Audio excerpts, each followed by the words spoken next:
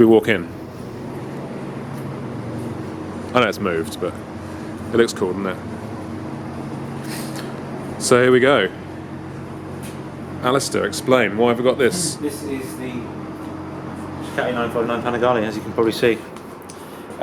We managed to get one of the first press bikes in the UK. Nice. Why is that? Because we're amazing. Okay. Nothing short of. And you've probably seen our launch video. That was a track test, and it's about time we brought back to the UK to try something a bit different on the road. And, you know, a large percentage of these are going to be used on the road, aren't they? Probably just solely for road use. A large percentage of owners are going to want it for that reason. So we've got it here, and we're going to spank it for the next 2 weeks. And we've got some stuff coming up with a competitor. Yes, we've got a decent power and handling competitor, but probably not a price-wise. Probably not price-wise. Or premiumness. No, but it's a middleweight, a proper middleweight, nonetheless, and a legend. A legend, yeah, exactly. This is nothing like a 1000cc superbike. Nothing like it. Although it's claimed 140, 50 horsepower, it's still 50. Realistically, on the dyno, it's probably 40 to 50 horsepower down on your ZX10s, your R1s, 5 blades, and yeah, you know, it's a pointless comparison. Heard it here first. And this is the first in the country. This is one of the first press bikes in the country. Yeah. Okay, and you're letting me loose in winter roads. I say, yeah, you can have it over the weekend. That's about. Yay! Yeah. Okay. From front to back. Yeah. Front bottom. So, pretty much the only change here, as you're zooming in on right now, is the fairing. So it's got the 1299's fairings. Slightly wider, much nicer on track. Gives it a bit more presence, but also helps fat lads like me getting for the tuck, or tall lads like you get into the tuck, and it just feels a bit more shaded from the elements. So that's, you know, it's minimal, but it's a big effect. Okay.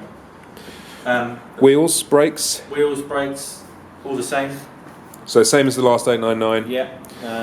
Struggled on track a bit at Valencia because of the the lack of engine brake in that. This puppy, the slipper clutch, which is incredible, as we talked about before, it's incredible. I'm looking forward to seeing what it's like on the road.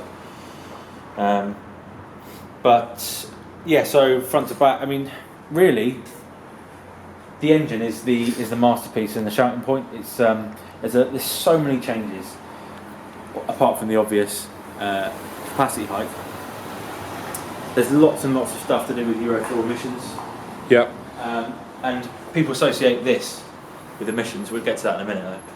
We'll get to the exhaust emissions, something the Audi group are very renowned for. It's the VAG group. The VAG group, yeah.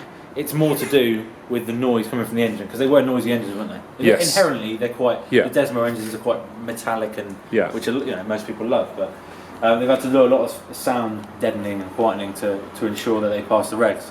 Yeah. Which is, I mean, it's just frustrating. It's just frustrating.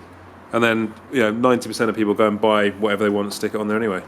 Doesn't do anything. Grippy pegs. Yep.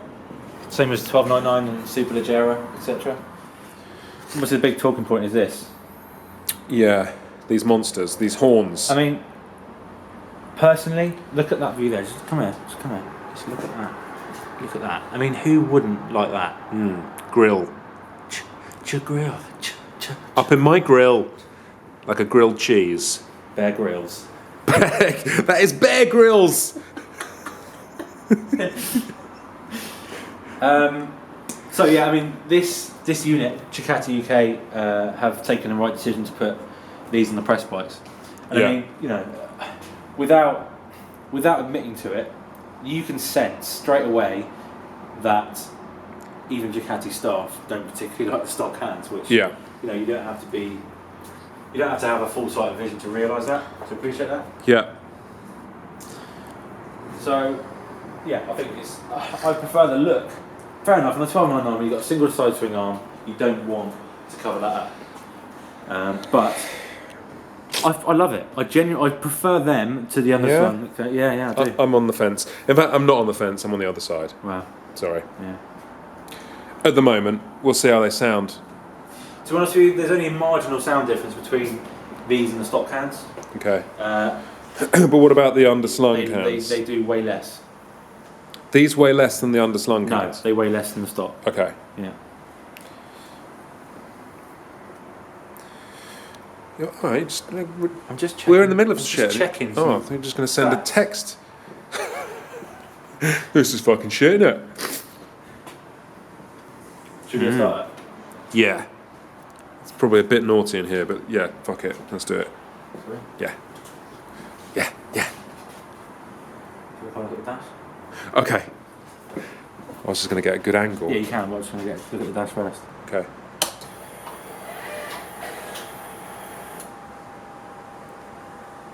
Yeah.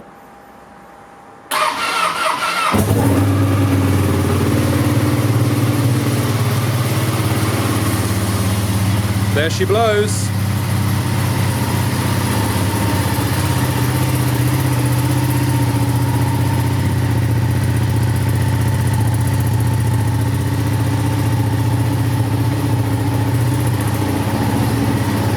Okay. Oh, naughty. You naughty boy. But I think the centrepiece, I said the engine, but this little That slipper goodies in clutch. here, the slipper clutch.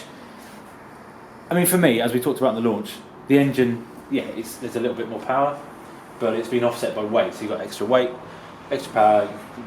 The ratio kind of it's minimal. You know, the engine spins a bit quicker, etc., which you'll feel no doubt. But the big improvement for me was how much more fluid the bike was, and that slipper clutch is partial. And do you think that'll translate into road for most people? I think it will. Yeah. I mean, you don't have to ride like an absolute tool to appreciate things like that. And, Yeah. you know, Well, I mean, tomorrow's a fairly good test because it is, it's pretty bleak out there at the moment. It's what, 4 degrees? we tested it in the dry and in the sun on a track. Yeah. I think it's Let's see what it's like real bring world. it home and Bring it to home. the K. Okay. Well, we'll find out tomorrow.